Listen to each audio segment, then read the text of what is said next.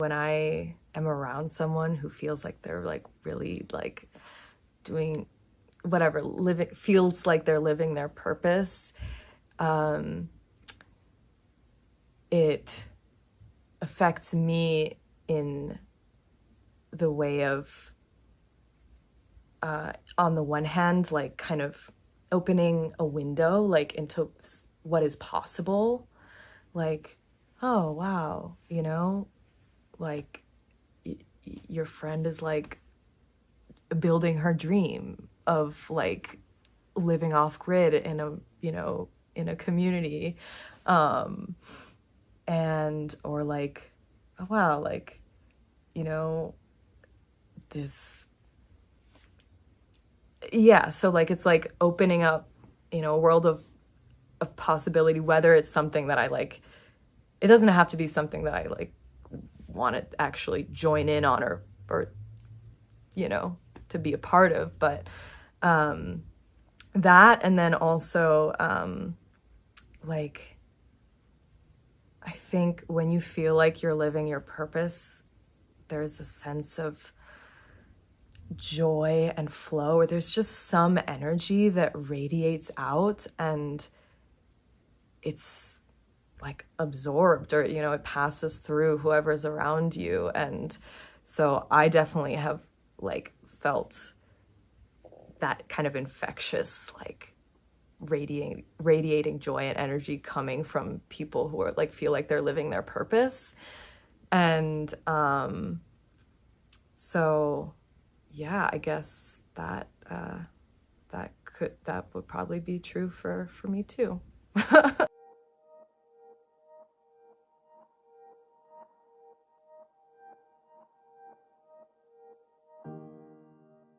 My name is Zenka Caro. I'm founder of Lightnet, and my passion and purpose is to make the impossible possible.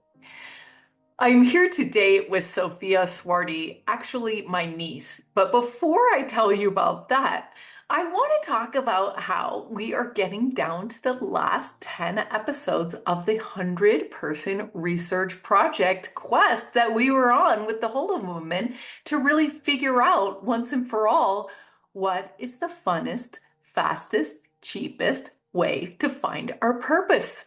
Because it's so fun once you do. It's this moment, it's this before and after. And it's really quite a process in doing it. We feel so proud to have put together this many episodes and this much research in terms of looking at the core patterns that underlie this incredible human process. We are about to start the next 100 episodes, and it's going to be very interesting. I'm not going to tell you everything that's going to happen yet. We are going to be talking about it at Lisbon, at the Portugal Wave, right? This is where Holomovement gets all its favorite people together for a big party, conference, TED Talks, music, dinners, walks on the beach. It's absolutely inspiring to be with this many interesting geniuses that are researching consciousness, making music about all the things that could be.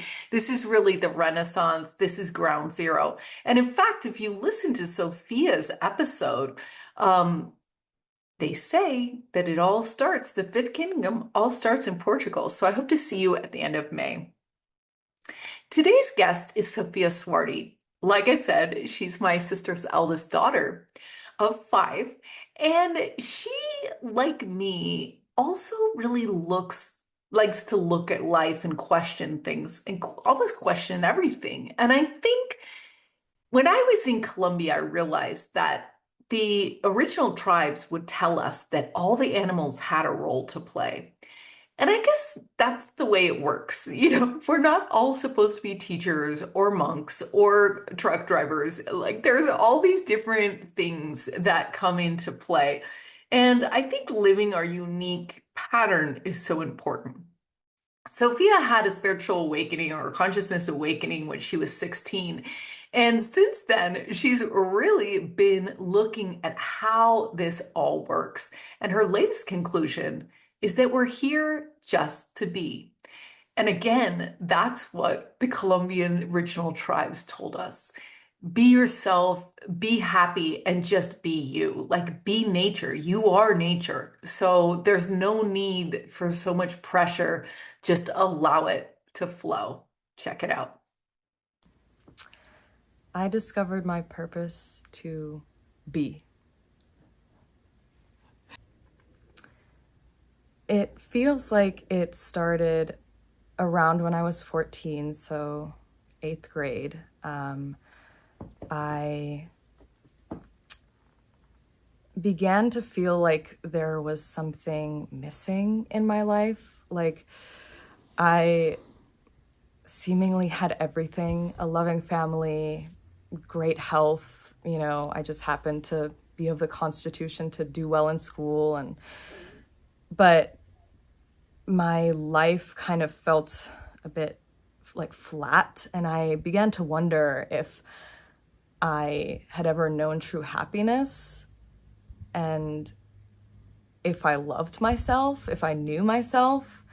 And so thus began a period of a lot of questions and reflecting, both internally and externally. So I was also asking, like, what makes a person a good person or a bad person, and where do these ideas good and evil come from, and like what is this all, like what is reality, what's real, what's not. And kind of made me realize that maybe there is no difference, maybe it's all just however you perceive it. And it's just getting to that point where you believe that, and if you believe that, then it is reality. Whatever you believe is reality. Most people, like me, like I used to think, are very kind of sort of goal-oriented and thing-oriented and sort of oriented on the outside world and on that reality. Do I really want to go to an Ivy League school? Is that going to make me happy? Or is it just, the idea of it and what society wants of me? So I think having peace with yourself helps you sort of judge your life more clearly and evaluate your motives and your path better. I didn't really come to like a solid answer. It kind of felt like I fell through a black hole in a way of like both nothingness and everythingness at the same time. And yeah, I guess that's how I came to just like, well, I don't know anything except that everything just is, and whatever I am, just am. And so yeah, I'm just exist, I'm here to be, and I don't think it's necessarily my purpose to enjoy being, but I do enjoy when I'm in the kind of energy state where I'm like, yeah, I'm just enjoying being, which I'm so grateful to be feeling that these days, and I have so much fun.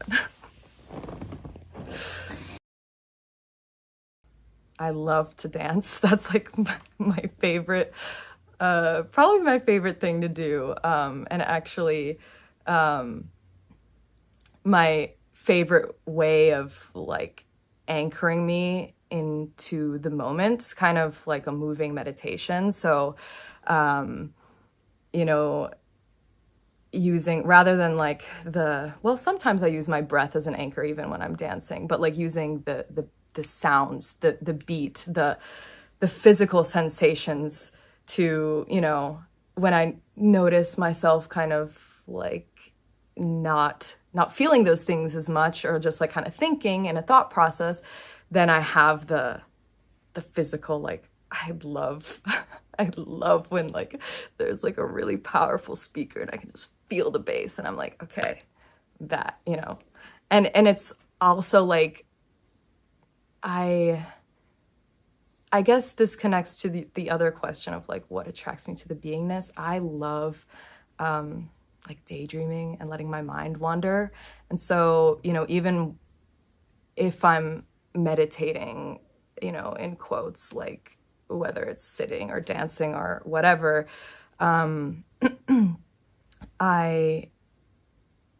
sometimes I'm putting more effort and energy into bringing focus and awareness.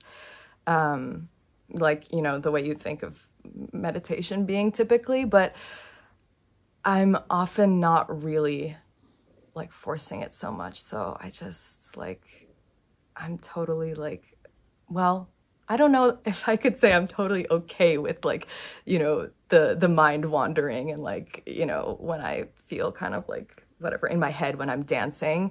But I do like, I really just, yeah, I appreciate that state a lot, like both the mind wandering and the like feeling like, oh, I'm really noticing what I'm thinking, what I'm feeling.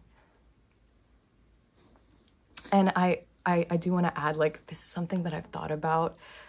I wonder, like, if it takes me like a while to fall asleep often, like maybe an hour, 2 hours, even 3 hours is not unusual. And so I'm in this kind of like almost dreamlike, like day into night dreaming state for like, you know, that chunk of my day. And although it can be annoying at times when I'm really tired and I just want to sleep, like I also like, it's like, yeah, it's like one of my favorite states to be in.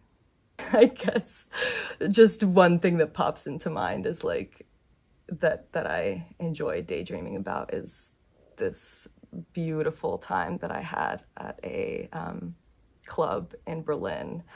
And yeah, it was like maybe the best day of my life. So that is something that I enjoy daydreaming about.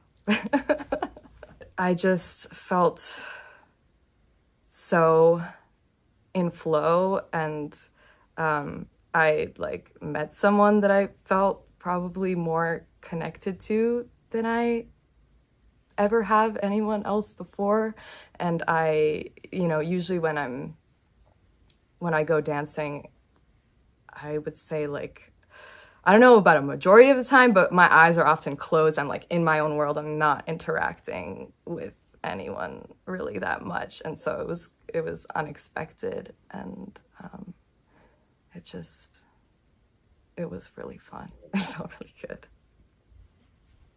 There's a feeling of purpose. You know, there's on one level this like philosophical, like, it's just, you know, what is purpose? Like, is there, you know, whatever. But yeah, there is this feeling of like, I'm really like, feel like I'm doing like what like feels good, and like what I've, you know, I feel like I'm meant to be doing. And for me, I guess the biggest struggle has been depression, I guess. And I don't, I like to use like seasonal terms for, you know, my different energy states. So like, I went through about a 5-year winter, soon after my very existential, like period when I was about 15. And it was weird because, you know, while I was having all these like realizations, and, you know, it actually was like, I mean, there was actually a bit of a moment of like kind of an ego death of like feeling like the world like dropped beneath me, of like, oh my God. Like, I remember just sitting on the hill behind my house, and I had actually just watched Inception, and, you know, there's a quote that's like, an idea is like dangerous, or it can be dangerous. It can be like a seed. Maybe it doesn't say dangerous, but it can take root in your mind. And this idea in the movie of like, what if you're dreaming and you like wake up to like a more real reality, and how like you never know. And I was just kind of sitting there like looking at, you know, my hometown of DC, and like it was almost like the meaning was like drained out of everything. I was like, what it, like,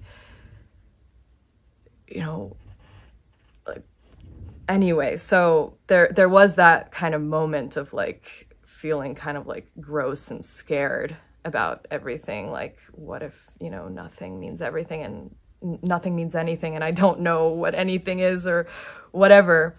But then it led to rebirth, and I was like, just like literally doing whatever I felt like doing. I felt like I was seeing the world through new eyes, because it was like, oh, well, if nothing, you know, if I don't know anything, then all there is this, and that's beautiful. Like, all there is this moment. So I had that like beautiful, like creative, high energy period.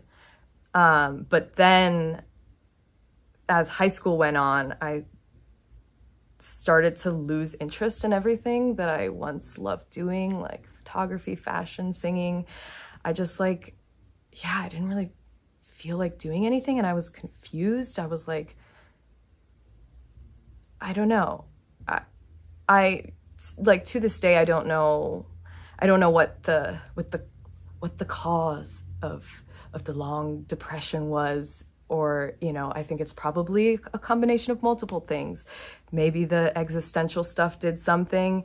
Maybe having birth control, like hormonal birth control inserted into my arm, was doing something.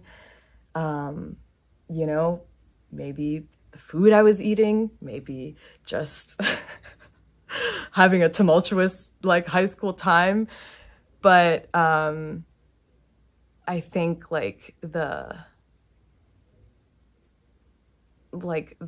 I guess the scariest feeling for me, because I've been so blessed in life. Like, I really have not has not felt like I've had a lot of like pain and struggle put upon me. I have been given so many gifts. And so in a way, it's kind of like there has been I guess a feeling of guilt of like, what am I doing with these gifts, especially when I'm in a low energy period.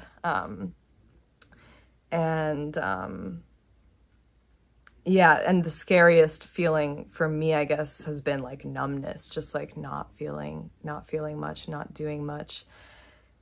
And I did end up like, there did end up being a spring, and a summer, and then this year there was like another like shorter winter, and now I'm like maybe back in summer again. But yeah, I think like when I'm in like a low energy state, like I feel like a completely different person. Like, I would not have this like light in my eyes, and I would not, like, I just have no motivation to do anything. I think I even through that, like, I had a sense that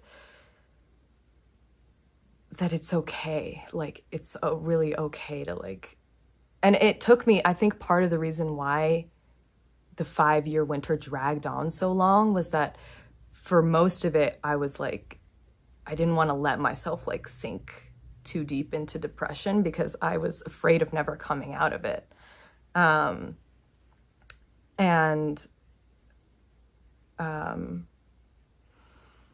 When I finally did, and like I had the privilege of, you know, being able to quit my job, like serving, and just like do basically nothing in my grandpa's apartment in Milan, other than like be in my room and like scrolling and crying like all day. But yeah, I had this sense that like I needed to let myself go all the way in, like really feel the depression in order to let the cycle finish and be like ready to feel something different. And I did that this time as well. Like I did my own little darkness retreat in my room where I completely blacked out everything. So it was pitch black, and I stayed in there for 3 days and just reflected on the kind of chaotic, evil summer that I had. And yeah, like I sensed that I needed to forgive myself for just like on a deep level for some things, like forgive my inner child in order to feel like I could move on and like apologize. And yeah, I'm so grateful to be like feeling like I'm on the path to like doing things that feel like purpose, you know? The spring was, I'd like to describe it as like a slow defrosting from a long winter. And like, I literally, like, and I'm having this urge to like, I don't know, qualify or whatever you call it, when you're like, oh, you know, I haven't experienced like the worst kind of pain. But in the winter, I really didn't know if I would ever experience the feeling of excitement ever again, or like, I felt like I could be kind of content, but just, I thought maybe that I had traded passion for peace. And so the spring was feeling the feeling of excitement for the first time in years. And I was just like, oh my God, like really the winter made me so grateful for whenever, you know, I mean, not whenever, it's not like I'm constantly now in a state of gratitude for whenever I have the feeling of excitement or whenever I have the feeling of like having energy to do stuff. But like really, you know, when it started out, it was like, oh my God, like it doesn't feel like so hard to like send a text or like do my laundry or do the dishes, like just simple things. I was like, wow, like I have the energy to do this. And it doesn't, like depression really makes mountains out of molehills. Like a lot of my crying would just be like, oh my God, like I'm supposed to like text someone and like, I just like really, I really don't want to do that, you know, like, and it just feels so stupid when it's happening. And so there's a, you know, there would be a part of me that was like, oh my God, like people are like going through like actual, just really hard stuff in life. And I'm just, you know, but everybody has their own pain and our own, like that my flavor of pain then allowed me to appreciate the flavor of pleasure so much more. And so that, yeah, spring was like beginning to feel those things again and beginning to feel kind of like little spurts of like creative energy that I was like, I didn't know if I would ever like feel like taking pictures again, or, you know, feel like I began to like develop a new sense of style and feel connected to what I was wearing and feel like I could connect with people more, because like the way I am now, like speaking with you, and like I've just been thinking these days, like I'm so grateful for feeling curious and like having the kind of like energy to ask questions. And I've just been like learning so many cool things about everyone that I've like been with here. And that is like, I feel like that's kind of like the feeling of summer. It was like high energy, like exploration and expansion, and yeah. Yes, so when I say here, and you know, the people that I've been talking to and the experiences that I've been having here that I've been enjoying, I'm in Sedona speaking with you, and I flew out because you told me about a friend of yours who's building an off-grid community a couple hours away, and it's something that I've been curious about and feeling drawn to for a while, is exploring more primal ways of living, is how I like to describe it. And I'm just recently feeling like ready to like actually try it. And I spent a little over a weekend there, helping out mainly with the cooking for the crew that's building these beautiful domes and arches in this like desert landscape full of juniper trees and beautiful hills, and like it just felt like this whole experience of being here in Sedona and out there has felt, as I described to my friend, both magical and natural at the same time. Like it just has felt so good. And yeah.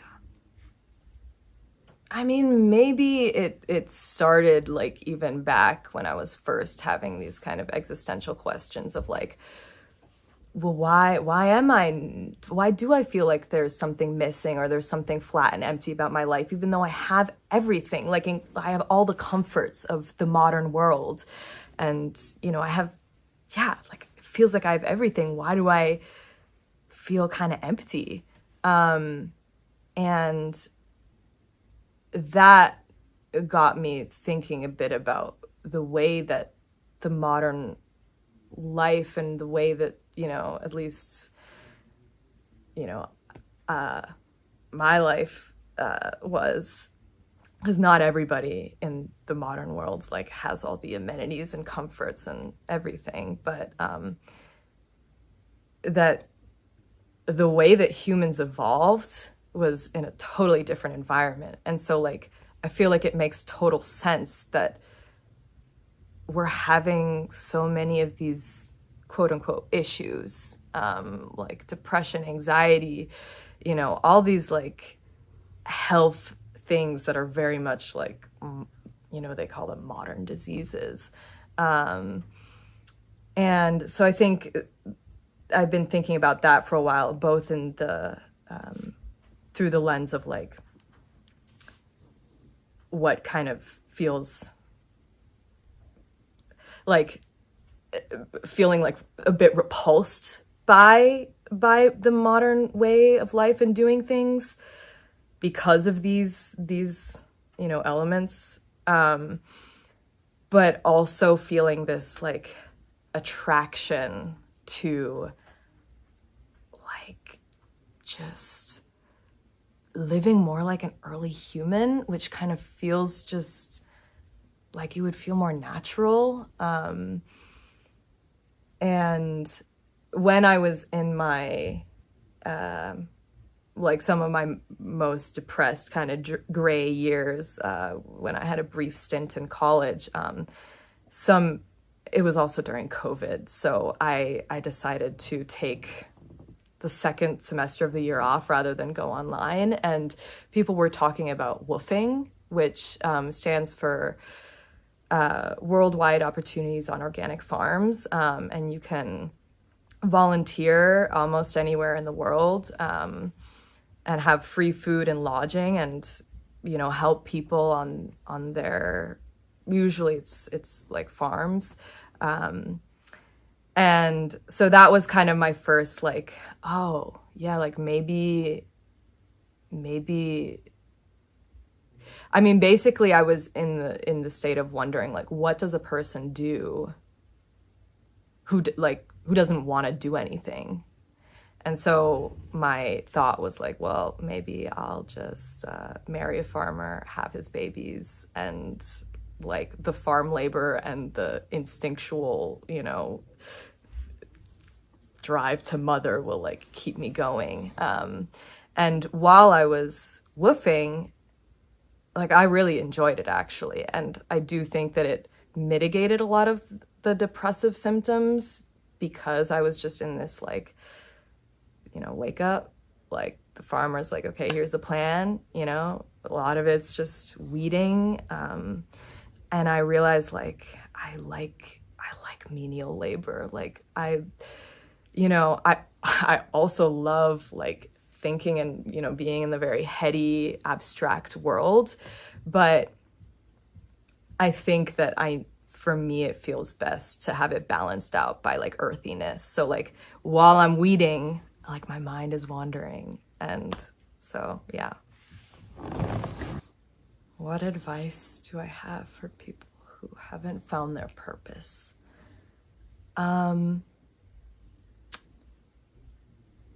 Well, I mean, I guess,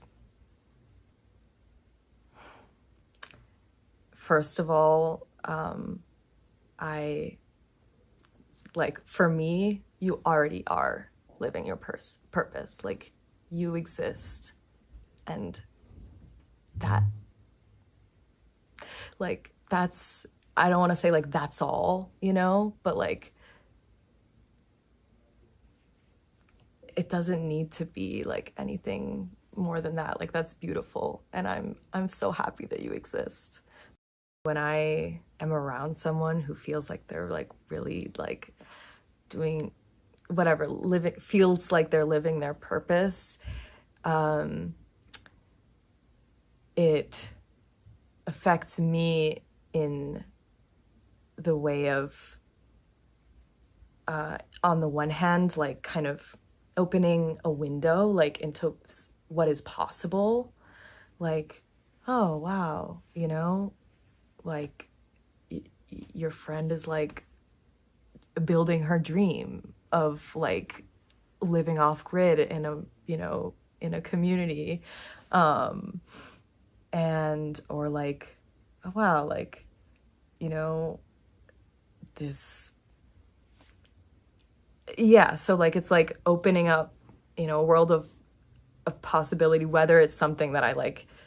It doesn't have to be something that I like want to actually join in on or you know, to be a part of, but that, and then also like I think when you feel like you're living your purpose, there's a sense of joy and flow, or there's just some energy that radiates out, and it's like absorbed, or, you know, it passes through whoever's around you. And so I definitely have like felt that kind of infectious, like radiating joy and energy coming from people who are like feel like they're living their purpose.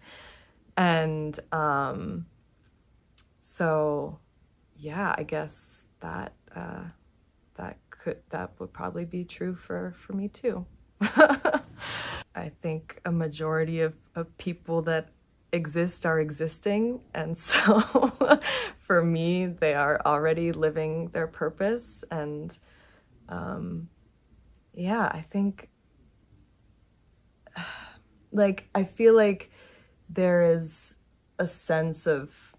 can be a sense of like, oh, if I'm not like feeling like totally in flow, or I'm not feeling like I'm living my purpose, like I need to find it, or like I need to be doing something else, or like I need to get out of my thinking head and just like be. But for me, I like to just tune into whatever is. So that includes the like, oh yeah, like what does it feel like to feel like I'm out of flow? Like what does it feel like to feel like I'm, you know, maybe like trying to be someone that I don't actually feel like, and to be curious about that experience. And like, you know, this is kind of like in the vein of meditation, like to notice with a neutral curiosity or a sense of non-judgment whatever it is that you're experiencing, or that I'm experiencing. And I think kind of like, ironically is not the right word, but like, funnily enough, when you tune into and allow yourself to feel and notice, when you're not feeling like you're living your purpose, and just like feel what that feels like, just as kind of like neutral sensations. Like you can even think of thoughts as sensations, like thought sensations, you know, audio sensations, visual sensations. You can think of it however you want. It doesn't have to be sensations, but I just enjoy that.